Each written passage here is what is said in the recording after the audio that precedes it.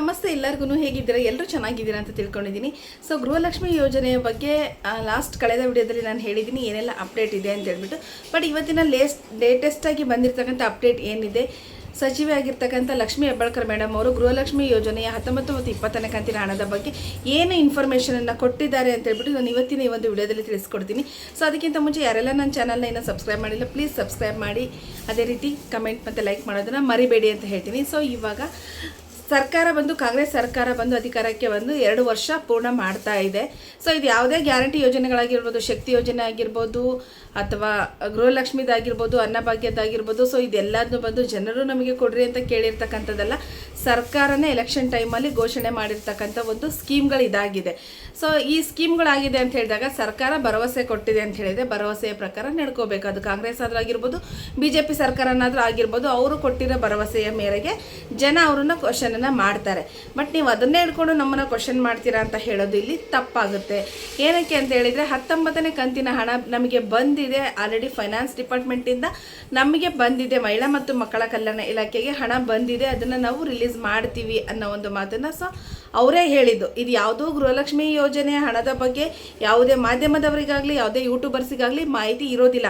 ಹಣ ಬಿಡುಗಡೆ ಆಗಿದ್ದೇನಾ ಇಲ್ವಾ, ಹಣ ಬಂದಿದ್ದೇನಾ ಇಲ್ವಾ, ಎಷ್ಟು ಜನರ ಖಾತೆಗೆ ಹೋಗ್ತಾ ಇದೆ, ಸೊ ಎಷ್ಟು ಕೋಟಿ ಜನರಿಗೆ ಇದು ಹಣ ಬಿಡುಗಡೆ ಆಗ್ತಾ ಇದೆ ಅಂತ ಹೇಳ್ಬಿಟ್ಟು ಈ ಒಂದು ನಂಬರ್ಗಳನ್ನು ಆಗಿರ್ಬೋದು, ಮತ್ತು ಗೃಹಲಕ್ಷ್ಮಿ ಯೋಜನೆ ಹಣ ಬಿಡುಗಡೆಯ ಬಗ್ಗೆ ಇವತ್ತು ಇಂತಿಷ್ಟು ಜನರಿಗೆ ಹೋಗುತ್ತೆ ಅಂತಕ್ಕಂಥ ಮಾಹಿತಿನ ಆಗಿರ್ಬೋದು, ಇದನ್ನು ಯಾರೂ ನಾವು ಸ್ವತಃ ಕೊಡ್ಲಿಕ್ಕೆ ಆಗೋದಿಲ್ಲ. ಸೊ ಸರ್ಕಾರ ಏನು ಮಾಹಿತಿನ ಕೊಡುತ್ತೋ ಅದನ್ನು ಹೇಳ್ತಕ್ಕಂಥದ್ದು ಅಷ್ಟೇ ನಮ್ಮ ಕರ್ತವ್ಯ ಆಗಿರುತ್ತೆ. ಸೊ ಸ್ವತಃ ಅವರೇ ಸ್ಟೇಟ್ಮೆಂಟನ್ನು ಕೊಟ್ಟಿದ್ರು, ಲಕ್ಷ್ಮೀ ಹೆಬ್ಬಾಳ್ಕರ್ ಮೇಡಮ್ ಅವರೇ ಸ್ಟೇಟ್ಮೆಂಟನ್ನು ಕೊಟ್ಟಿದ್ರು, ನಮಗೆ 19ನೇ ಕಂತಿನ ಹಣ ಫಿನಾನ್ಸ್ ಡಿಪಾರ್ಟ್ಮೆಂಟಿಂದ ಆಲ್ರೆಡಿ ಬಂದಿದೆ, ಸೊ ಮಹಿಳಾ ಮತ್ತು ಮಕ್ಕಳ ಕಲ್ಯಾಣ ಇಲಾಖೆಗೆ ಬಂದಿದೆ, ನಾವು ಅದನ್ನು ಬಿಡುಗಡೆ ಮಾಡ್ತೀವಿ ಅನ್ನೋ ಮಾಹಿತಿನ ಕೊಟ್ಟಿದ್ರು.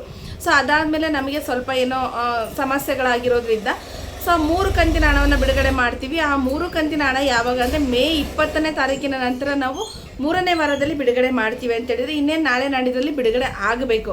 ಆದರೆ ಇವಾಗೇನು ಹೇಳ್ತಾ ಇದ್ದಾರೆ, ನಾವು ಹೇಳಿದ್ದೀವಿ ಕೊಡ್ತೀವಿ, ನೀವು ಅದನ್ನೇ ಇಟ್ಕೊಂಡು ಎಷ್ಟು ಕ್ವಶನ್ ಮಾಡ್ತೀರಾ ಅನ್ನೋ ಒಂದು ಮಾತನ್ನು ಕೇಳ್ತಾ ಇದ್ದಾರೆ. ಸೊ ಇಲ್ಲಿ ಕೇಳ್ತಾ ಇದ್ದಾರೆ ಅಂತ ಹೇಳಿದರೆ ಇಲ್ಲಿ ಜನಗಳದ್ದು ನಿಜವಾಗ್ಲೂ ತಪ್ಪಿಲ್ಲ. ಏನಕ್ಕೆ ಅಂತ ಹೇಳಿದರೆ ಜನ ವೋಟ್ ಹಾಕಿದ್ದಾರೆ, ಅವರಿಗೆ ರೈಟ್ಸ್ ಇದೆ. ಸೊ ನೀವು ಭರವಸೆ ಕೊಟ್ಟಿದ್ದೀರಾ, ನೀವು ಇದನ್ನು ಹಣನ ಕೊಡಬೇಕಾಗುತ್ತೆ.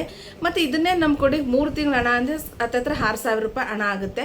ಸೊ ಇದರಲ್ಲಿ ಬಂದು ಇವಾಗ ಸ್ಕೂಲ್ ಸ್ಟಾರ್ಟ್ ಆಗ್ತಾಯಿದೆ, ಜೂನ್ ತಿಂಗಳಲ್ಲಿ ಸ್ಕೂಲ್ ಸ್ಟಾರ್ಟ್ ಆಗ್ತಾಯಿದೆ. ಎಷ್ಟೋ ಜನ ಬಡ ಕುಟುಂಬದವರು, ಮಧ್ಯಮ ಕುಟುಂಬದವರು ಸೊ ಡಿಪೆಂಡ್ ಆಗಿದ್ದಾರೆ ಈ 1-2 ಎಲ್ಲರಿಗೂ 50,000 ಸಂಬಳ ಬರಲ್ಲ, ಎಲ್ಲರಿಗೂ ಲಕ್ಷಗಟ್ಟಲೆ ಸಂಬಳ ಬರಲ್ಲ, 1,000-2,000 ನಂಬ್ಕೊಂಡು ಜೀವನ ಮಾಡೋರು ನಮ್ಮ ಕರ್ನಾಟಕದಲ್ಲಿ ಇದ್ದಾರೆ.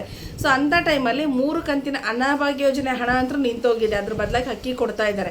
ಸೊ ಇವಾಗ ಜನರಿಗೆ ಭರವಸೆ ಅಂದರೆ ನಮ್ಮ ಅಕೌಂಟಿಗೆ ಒಂದಿಷ್ಟು ದುಡ್ಡಂತ ಬರುತ್ತಪ್ಪ ಅನ್ನೋದಾದರೆ ಯಾವ್ದು ಬರುತ್ತೆ? ಗೃಹಲಕ್ಷ್ಮಿ ಯೋಜನೆ ತಾನೇ ಹಣ ಬರೋದು.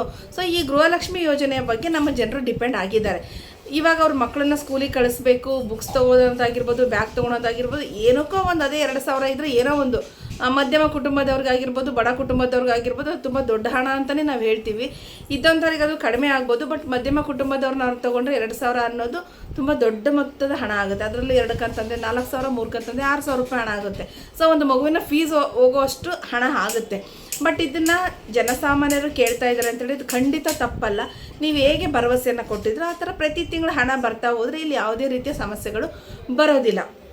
ಸೊ ಇವಾಗ 3 ಕಂತಿನ ಹಣ ನಿಂತಿದೆ, ಇದ್ರ ಬಗ್ಗೆ ದಿನೇ ದಿನೇ ಒಬ್ಬೊಬ್ಬರು ಒಂದೊಂದು ಥರ ಸ್ಟೇಟ್ಮೆಂಟನ್ನು ಕೊಡ್ತಾ ಇದ್ದಾರೆ. ಸೊ ಇಲ್ಲಿ ಜನರಿಗೆ ತುಂಬ ಕನ್ಫ್ಯೂಷನ್ ಆಗ್ತಾ ಇದೆ, ಹಣ ಬರುತ್ತೋ ಬರೋದಿಲ್ವಾ, ಇವರೇನಾದ್ರು ಗ್ಯಾರಂಟಿ ಯೋಜನೆಗಳನ್ನು ನಿಲ್ಲಿಸಿದ್ದಾರಾ? ಸೊ ಈ ಥರದ್ದೆಲ್ಲ ಕ್ವಶನ್ಸು ಜನಸಾಮಾನ್ಯರಿಗೆ ಬರೋದು ಖಂಡಿತ. ಅದು ನನಗಾದರೂ ಬರುತ್ತೆ, ನಿಮಗಾದ್ರೂ ಬರುತ್ತೆ. ಇಲ್ಲಿ ಯಾವುದೇ ಸರ್ಕಾರ ಆದ್ರೂ ನಾವು ಸರ್ಕಾರ ಅನುಷ್ಠಾನಕ್ಕೆ ಬರ್ತಾ ಇದ್ದೀವಿ, ನಾವು ಒಂದಷ್ಟು ಘೋಷಣೆಗಳನ್ನು ಮಾಡಿದ್ದೀವಿ ಅಂತ ಹೇಳಿದರೆ ನಿಮ್ಮ ಒಂದು ಅಧಿಕಾರ ಮುಗಿಯೋವರೆಗೂ ಅದನ್ನು ಕೊಡಬೇಕಾಗುತ್ತೆ, ಸರ್ಕಾರದವರು ಕೊಡಬೇಕಾಗುತ್ತೆ. ಸೊ ನಾವು ಜನಕ್ಕೆ ಭರವಸೆ ಕೊಟ್ಟಾಗ ಜನ ಡಿಪೆಂಡೆಂಟ್ ಆಗಿರ್ತಾರೆ. ಸೊ ಅದು ಬಂದಿಲ್ಲ ಅಂತ ಹೇಳಿದ್ರೆ ಈ ಥರದ ಏರುಪೇರುಗಳು ಆಗುತ್ತೆ. ಬಟ್ ಇವಾಗ ಗೃಹಲಕ್ಷ್ಮಿ ಯೋಜನೆ ಹಣ ಬಿಡುಗಡೆ ಮಾಡ್ತೀವಿ ಅಂತ ಹೇಳಿದ್ದಾರೆ, ಬಟ್ ಅದು ಸ್ಟಾಪ್ ಮಾಡಿದ್ದೀವಿ, ನಾವು ಕಂಟಿನ್ಯೂ ಮಾಡ್ತೀವಿ, ಮುಂದುವರಿಸ್ತೀವಿ ಅನ್ನೋ ಮಾತುಗಳು ಎಲ್ಲೂ ಕೇಳಿ ಬಂದಿಲ್ಲ. 3ನೇ ವಾರ ಅಂತ ಹೇಳ್ತಾ ಇರೋರು ನಮಗಿನ್ನ ಇವಾಗ 19ನೇ ಕಂತಿನ ಹಣನೇ ಬಂದಿಲ್ಲ ಅಂತ ಹೇಳ್ತಾ ಇದ್ದಾರೆ.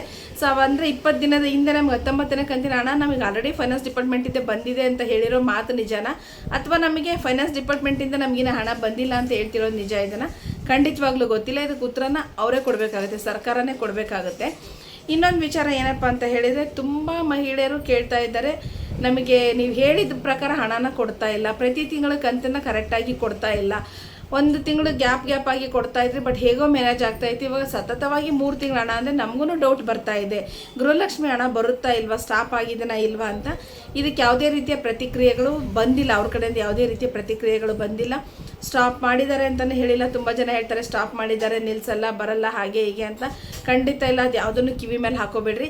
ಸ್ವತಃ ಅಂದರೆ ಸಿದ್ದರಾಮಯ್ಯ ಸರ್ ಅವ್ರ ಸರ್ಕಾರ ಏನಿದೆ, ಇದಕ್ಕೆ ಸಂಬಂಧಪಟ್ಟವರು ಲಕ್ಷ್ಮೀ ಹೆಬ್ಬಾಳ್ಕರ್ ಮೇಡಮ್ ಅವರು ಏನಿದ್ದಾರೆ, ಸೊ ಅವರು ನಮಗೆ ಅಧಿಕೃತವಾಗಿ ಮಾಹಿತಿನ ಕೊಡಬೇಕು. ಸೊ ಅಧಿಕೃತ ಮಾಹಿತಿನ ಕೊಟ್ಟಾಗ ಬಿಡುಗಡೆ ಆಗುತ್ತೆ, ಬಿಡುಗಡೆ ಆಗಲ್ಲ, ಈ ಯೋಜನೆ ಮುಂದುವರಿಯಲ್ಲ ಅನ್ನೋ ಒಂದು ಕ್ಲಾರಿಟಿ ಸಿಗುತ್ತೆ. ಅದರ್ವೈಸ್ ಬೇರೆ ಯಾರೇ ಹೇಳಿದ್ರು ಇದು ನಿಂತೋಗಿದೆ, ಬರುತ್ತೆ, ಇವತ್ತು ಅವ್ರಿಗೆ ಬರುತ್ತೆ, ನಾಳೆ ಬರುತ್ತೆ, ಖಂಡಿತ ಇಲ್ಲ. ಇವತ್ತು ನನಗೆ ಬರುತ್ತೆ, ನಾಳೆ ನಿಮಗೆ ಬರುತ್ತೆ ಅನ್ನೋದೆಲ್ಲ ಸುಳ್ಳು. ಸೊ ಅವ್ರು ಏನು ಒಂದಷ್ಟು ಕೋಟಿ ಜನರಿಗೆ ಹಣವನ್ನು ಕೊಡಬೇಕಲ್ವ, ಅದು ಅವ್ರು 3 ಹಂತದಲ್ಲಿ ರಿಲೀಸ್ ಮಾಡ್ತಾರೆ. ಅದು ಇಲ್ಲಿವರೆಗೂ ಹಾಗೆ ಬಂದಿರೋದೇ ಆಗಿದೆ.